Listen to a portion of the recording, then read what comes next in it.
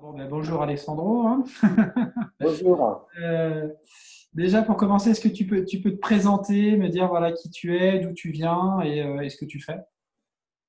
Alors, je m'appelle Alessandro Barbucci, je suis italien, mais je travaille dans la BD franco-belge depuis quelques temps.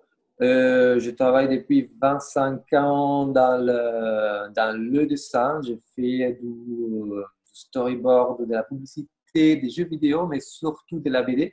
Pour Disney avant, pour la BD franco-belge maintenant. Et, euh, et voilà, et je continue. Comment est-ce que tu as appris le dessin? Tu es parti d'où? Alors, moi, j'ai une préparation très basique. Disons que j'ai fait un lycée artistique et j'ai commencé à travailler tout de suite à 18 ans. Parce que j'ai contacté Disney avec mes dessins et on m'a fait confiance très vite. Donc, j'ai appris beaucoup sur le terrain euh, à travers mes erreurs, à travers ce que je voyais publier. Et voilà, j'aurais voulu faire une académie des beaux-arts, mais en fait, j'ai commencé à travailler tellement vite que ça m'a empêché de continuer à étudier. C'était un peu dur d'apprendre tout seul, mais voilà. Tu peux raconter justement les difficultés que tu as rencontrées dans ton apprentissage? Mais bah, disons que mon lycée, c'était assez bien parce qu'on est resté 4 ans à faire du dessin pur. Donc, on n'a pas fait des couleurs, on n'a pratiquement pas fait des peintures, on est resté vraiment presque à tirer des lignes pendant 4 ans. Mais à partir de là, effectivement, dans la BD, dans l'animation et tout ça, j'ai appris chez moi en copiant beaucoup, en essayant de copier pas bêtement, mais en calquant, c'est de reconstruire les masses, reconstruire les perspectives avec le papier calque sur des planches que je trouvais qui marchaient bien, selon moi, qui avaient sur moi un effet plus fort que d'autres. Je vais essayer de comprendre pourquoi. Et donc, avec le papier calque, je reconstruisais les masses, la composition, les poses anatomiques que j'ai aimées, j'allais les décrypter de la même façon. Et du papier calque, je construisais les masses, la ligne dynamique, le squelette.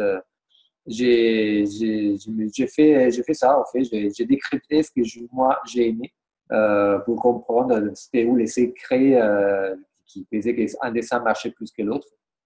Et après, j'ai développé des passions personnelles et j'aimais beaucoup les pin-up des années 50. Et là, encore, quand il y avait un pin-up que j'aimais plus qu'une autre, j'ai essayé de comprendre pourquoi, c'était quelle pose que j'ai préférée. Alors, j'ai découvert qu'effectivement, c'était les poses, c'était le regard, c'était une certaine pose de la tête. Et j'allais reconstruire tout ça. Par rapport à l'animation, la récitation est très importante. Du coup, il y avait les cassettes vidéo à l'époque. Oh mon Dieu. Là, j'avais acheté un bon lecteur avec une bonne pause fixe. Et j'ai bloqué des scènes entières des films d'animation et je les redessiné photogramme par photogramme pour essayer de comprendre comment ce mouvement que j'ai aimé avait été créé. J'ai fait ça aussi sur des films par rapport à des acteurs particulièrement expressifs. Je me rappelle certains films où il y avait une scène où un acteur communiquait une émotion particulièrement forte. Et du coup, j'ai bloqué les photogrammes et j'ai essayé de recopier l'expression. Je travaillais beaucoup comme ça chez moi. Qu'est-ce qui a été le plus difficile justement dans ton apprentissage? Mais le plus difficile a été de découvrir tout ça, tout seul. J'aurais bien aimé quelqu'un qui me fasse sauter quelques étapes et me donnant. J'imagine que pour tout ça, il y avait déjà des solutions, des techniques répertoriées, et des raccourcis, et je ne connaissais pas. J'ai perdu. Je n'ai pas perdu de temps, mais j'ai passé un temps fou à faire tout ça. J'aurais peut-être pu aller plus vite avec des conseils, mais en fait, je ne faisais même pas d'atelier. Je travaillais vraiment chez moi et j'allais livrer mes planches dans une autre ville, en plus à Milan. Et j'ai rentré chez moi et j'ai tout, je me suis formé tout seul. D'accord. Alors, dans ta carrière, est-ce que tu peux me parler déjà d'une part des difficultés que tu as rencontrées au début de ta carrière, si tu en as rencontré, et puis ensuite des succès que tu as rencontrés? Ben, les difficultés, ça que j'ai dit, donc découvrir la technique juste à travers l'observation et l'expérimentation. Oui, ça a été plus vite avec quelques bons conseils. Et les difficultés qu'on peut tous rencontrer quand tu as décidé que tu veux commencer à être professionnel et tu dois te faire un réseau, rencontrer les éditeurs, les producteurs, ou qui que ce soit qui puisse te donner un boulot, te montrer un contrat. Et, mais c'était une partie, en fait, moi j'aime les difficultés, c'était une partie très excitante pour moi d'aller avec mes dessins, faire le tour des festivals. Et si je savais qu'il y avait tel auteur ou tel éditeur présent, je faisais du tout pour le rencontrer et lui voler quelques minutes pour montrer mes dessins. J'aimais ces défis. Je me disais, j'aimerais, comme dans un film américain, me déguiser à un serveur pour pouvoir m'introduire à la fête des éditeurs, lui filer les planches sous l'assiette et faire un coup de théâtre à l'américaine. Je n'ai pas eu besoin d'aller jusqu'à là, mais j'étais prêt à le faire, à passer par la fenêtre pour rentrer, connaître la personne que je voulais connaître. Et, euh, et en fait, ça paye parce qu'après, bon, quand tu es jeune et tu le fais de façon sympathique, j'ai fait quelques couillonneries comme ça et le résultat était drôle parce qu'après, l'auteur en question, elle est morte de rire. Je suis arrivé à filer mon numéro de téléphone avec un dessin, quelques auteurs que j'aimais bien qui après m'ont réappelé parce qu'ils ont trouvé ça, ils ont apprécié l'initiative. Donc, au-delà de la technique, une fois que tu crois avoir ces techniques, il faut de la motivation, hein, parce que c'est vraiment pas facile de rejoindre après les personnes qui te feront passer professionnel. D'accord. Et ton travail aujourd'hui prend quelle forme? Mais là, je suis principalement sur la BD. J'ai laissé un peu en arrière les audiovisuels, c'est assez frustrant. Parce que c'est des grosses équipes où on perd vite le contrôle de ta création. La BD te permet d'être auteur complet, d'écrire ton univers, le développer, écrire presque un peu ce que tu veux dans une énorme liberté dans la bande dessinée que je n'ai pas trouvé dans la télévision, encore moins dans le cinéma. Et après, une chose que je suis en train de développer, c'est un retour à l'enseignement. J'ai enseigné il y a quelques années à l'Académie Disney à Milan. C'était une expérience très, très intense. Et là, je veux retourner à échanger ça avec mon public. Et donc, je m'occupe des masterclass et des formations. Justement, comme j'ai dit, comme moi j'ai dû faire tout seul, j'aimerais pouvoir en échange aider les nouveaux artistes pour lui donner ce que moi j'aurais aimé avoir et j'ai pas eu, c'est-à-dire quelqu'un qui te donne des bonnes suggestions, qui t'aide à t'épanouir plus rapidement et de façon plus puissante. Super. Tu peux m'en dire un peu plus quand même sur ton travail, parce que tu es très très modeste. Combien tu vends d'albums par an de BD?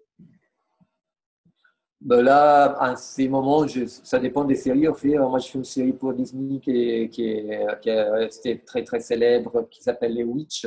Elle était dédiée à un public des féminins jeunes. Et là, on a fait beaucoup des millions, des copies, mais c'est Disney qui a les droits d'auteur. Mais en Italie, ça vendait 500 000 copies par mois. Et donc, sur une année, ça faisait déjà 6 millions. Et après, il a été publié dans 120 pays. Je ne savais même pas qu'il y avait 120 pays sur la planète. Je crois qu'il n'y a pas beaucoup plus, sauf un tétraédule dans toutes les langues. Où il y avait du papier à imprimer, on a imprimé le Witch. Et maintenant, maintenant que je fais la bande dessinée, les chiffres sont plus basses, mais on a le droit d'auteur, on a la liberté qu'on n'a pas chez Disney. Et donc là, on a son série qui s'appelle Echo. Je crois qu'on est au tome 7. On doit avoir dépassé les 300 000 copies, tout ensemble. C'est quand même de belles chiffres pour un marché qui est un peu en contraction. Les tomes 1, on a dépassé les 60 000. c'est beau parce que, comme je t'ai dit, là, c'est où on s'épanouit vraiment. Il n'y a pas les compromis, le marketing, la puissance publicitaire des Disney, mais on peut faire ce qu'on veut. Et quand tu trouves le public avec des personnages très personnels, c'est une belle satisfaction. D'accord. Et il y a eu, alors je sais pour en avoir discuté un petit peu, qu'il t'as aussi pas mal, pas mal de tes créations ont été reproduits sur des produits dérivés, tu as des dessins animés, tu peux me citer un petit peu tout ce à quoi tu as participé de ce côté-là? Donc, si j'avais quelque chose derrière moi, je n'ai pas préparé ça. Et ben, le Witch, il y a eu du tout, il y a eu deux séries d'animation. Après, il y a une autre série sur laquelle j'ai gardé les droits d'auteur et qui marche encore maintenant. Depuis 2003, on n'a pas arrêté. Ça s'appelle Monster Allergy. Et c'est né comme série BD. Et elle a été adaptée en série d'animation. Il y a eu deux saisons coproduites avec Cartoon Network. Il y a eu Warner Bros. Dedans. Et maintenant, elle passe encore maintenant sur Netflix. Et de là, oui, on a eu les sacs à dos, les agendas. Franchement, c'est un des passages qui m'amuse le plus. C'est les produits dérivés. On gagne rien, il faut le savoir. Parce que l'auteur prend la pourcentage sur la pourcentage que le producteur percevra du producteur de l'objet. Donc, il y a une dispersion d'argent hallucinante. Mais la satisfaction d'avoir les objets, ma fille va à l'école avec le sac à dos, avec mes personnages, on a les agendas, la maison, les peluches, c'est drôle, c'est une belle émotion. Après, ça dépend. Moi, j'aime beaucoup les bidules comme ça. Ma maison est pleine. Et du coup, quand je peux les avoir avec mes personnages dessus, ça m'amuse. Et oui, ils ont fait plein de poupées. Ça a été une des plus grandes émotions de ma carrière. Voir les poupées dans les supermarchés d'un personnage dont tu as choisi la couleur des cheveux, les pantalons et le caractère. Et après, tu le vois dans sa boîte. Ça a été bon, c'était drôle. D'accord. Est-ce que tu as eu le sentiment de te transformer en progressant justement en tant qu'artiste? Quelle transformation est-ce que tu as noté et comment est-ce que tu as gagné en confiance justement? Alors, parfois, tu as l'impression d'aller en arrière. Mais parce que c'est vrai que quand tu évolues, tu perds un peu l'insouciance de tes premiers projets. Parce que le plus tu comprends, en fait, le plus tu décryptes comment tu travailles. D'un côté, tu vas beaucoup plus rapide, mais tu perds un peu l'effet surprise. Oui, j'ai gagné en rapidité, c'est-à-dire que maintenant, j'essaie associer, par exemple, un certain design à la psychologie du personnage pour plutôt que faire 400 personnages et laisser la sélection naturelle faire son travail, je vais plus droit, quoi. C'est par rapport à la psychologie du personnage, je le sens déjà et je sais déjà un peu près comment je dois le dessiner. Et c'est quoi la question? C'était par rapport à la notion de confiance en fait, parce que Ah oui, oui, non, la confiance, ça c'est, ah oui, ça c'est bien. Après, j'ai pas eu que il faut dire que j'ai pas eu que des succès, loin de ça, j'ai pris plein des coups sous la gueule, et donc la confiance va et vient. Ça s'est un peu établi en balance, en centre, c'est-à-dire quand tu as 20 ans, tu te lances, tu as une confiance presque aveugle, et mais c'est plus hormonal. À 40, tu as plus confiance par rapport à ce que tu as compris de ton travail, de comment ça marche, c'est de la psychologie des êtres humains qui est en face de toi. Et par contre, dans le parcours, tu as eu des succès, tu as eu aussi plein d'échecs, donc il faut savoir décrypter sans que ça te paralyse. Alors ça, je l'ai tout dit vachement autour de moi aussi. Je vois mes collègues, arrivés à un certain âge, on avait pu effectivement, la crise a affecté beaucoup tout le marché, l'animation, l'éditorie et tout. Il y a pas mal qui sortent des grands succès des années, première décade, années 2000. et qui maintenant baissent énormément dans les ventes et qui donc sont un peu dans la panique. Et ça les affecte beaucoup dans la création. C'est-à-dire, ils cherchent les succès à tout prix. C'est la meilleure façon pour ne pas le trouver.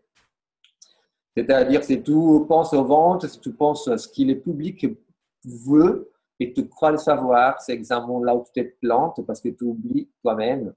Et ça, je le vois constamment autour de moi. Et je ne dis pas que c'est facile à gérer hein, parce que je risque souvent de tomber dans la même erreur quand tu as fait des succès. Après, tu te dis, bon, voilà, j'aurais fait la même chose. Et au fait, non. Parce qu'un succès est né dans un moment magique et ce n'est pas reproduisable 10 ans après, ni 2 ans après. C'était toi, à ce moment-là, qui arrivait à communiquer ces magies. Mais toi, 2 ans après, tu es déjà quelqu'un d'autre. Tu dois communiquer autre chose. Tu dois être toi-même dans les moments actuels. Et ça, c'est quelque chose de vraiment très difficile. Mais c'est important de rester soi-même. Et communiquer. Le cœur, ça paraît banal à dire, mais le cœur, c'est la chose la plus précieuse qu'on peut communiquer et pour laquelle le public nous sera le plus reconnaissant toujours. Donc, pensez vraiment à communiquer honnêtement et pas à chercher la formule magique de la vente parce que ça ne marchera pas. La vente se fait quand tu es honnête dans ta création. Est-ce que tu crois au talent? Au talent, Oui. mais écoute, on m'a dit toute ma vie que j'avais un grand talent et que c'était grâce à ça que j'avançais et blablabla. Et en fait, tu arrives à un certain âge où tu as vu toutes les formes et en fait, maintenant, j'y crois presque plus.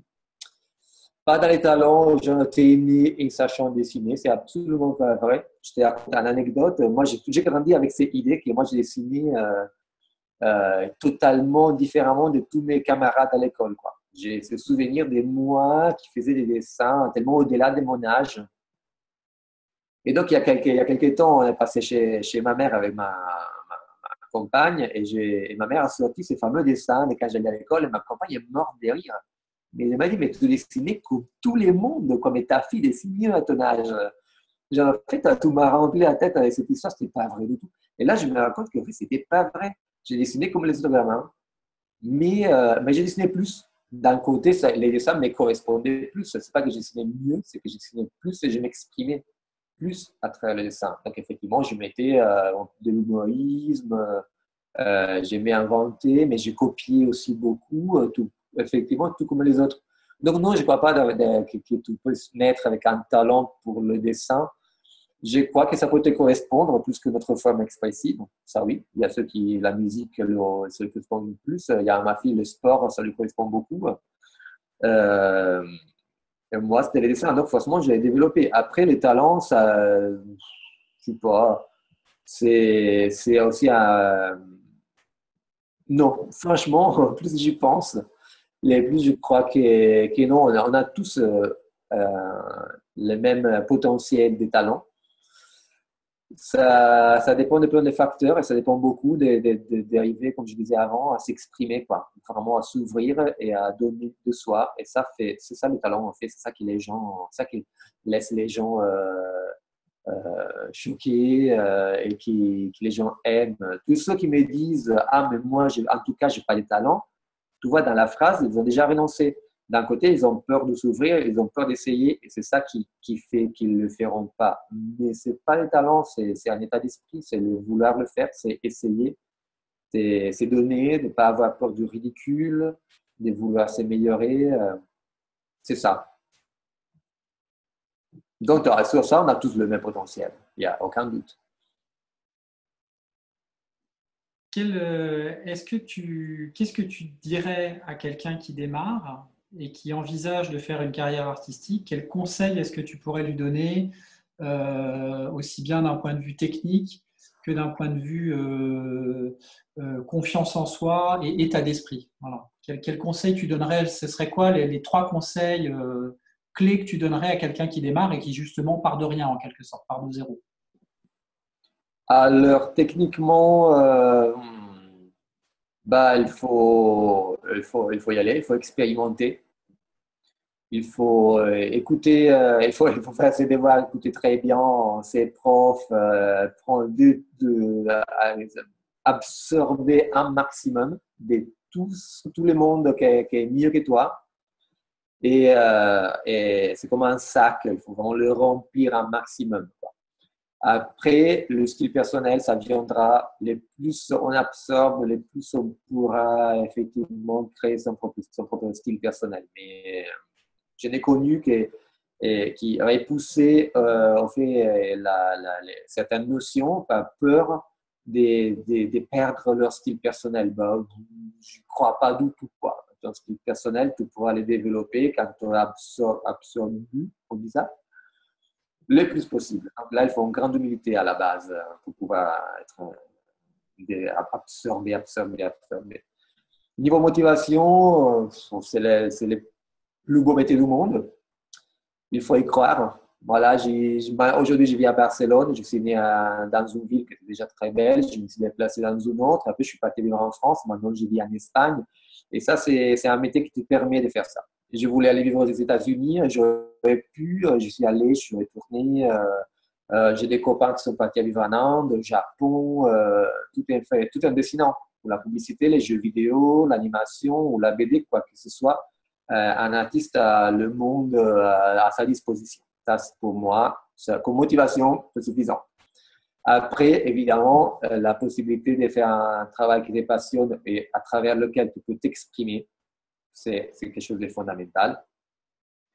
Et, euh, et ça, le fait de s'exprimer, pour moi, c'est le conseil ultime. C'est-à-dire, OK, la technique, OK, la motivation aussi économique, du travail, etc. Mais surtout la possibilité de s'exprimer et donc de le faire. D'utiliser tous les moyens et les médias qu'on a pour mettre de soi, quoi. Même parfois, tu as même des travails, au début surtout, on t'accepte des travaux qui sont des boulots qui ont l'air beaucoup moins créatifs. Et bon, il faut utiliser chaque occasion, qui est même la plus banale, la plus médiocre, il faut la rendre créative. Il faut mettre un peu de soi dans tout. Tout devient un exercice, tout sert beaucoup à s'améliorer, même en tant qu'être humain, à se comprendre. Et ça, c'est une règle de base. On ne peut pas communiquer aux autres, on ne peut pas raconter une histoire si on ne se connaît pas très, très bien. Et un dessin et une histoire. Donc, ceux qui disent « Ah non, mais moi, je ne veux pas raconter, je veux dessiner. » Ben non, tu dessines quoi que ce soit, tu es en train de raconter. Dessiner, c'est raconter, quoi qu'on fasse. Donc, pour raconter, il faut se connaître, il faut vivre, il faut s'ouvrir. Bref, il y a de tout. C'est la vie, quoi. Dessiner, c'est la vie. Raconter, c'est la vie. Il faut vivre. Sortir, vivre. Super. J'ai juste, ton propos m'amène une dernière question. Est-ce que tu penses que le dessin est le socle fondamental, finalement, de tout départ, enfin, toute création au sens large du terme, puisque tu as beaucoup parlé, je sais que tu as collaboré à d'autres projets. Le dessin, c'est le socle, et puis derrière, ben, en effet, il y a l'animation, il y a la vidéo, il y a les jeux vidéo, il y a le game design, il y a le motion design, etc.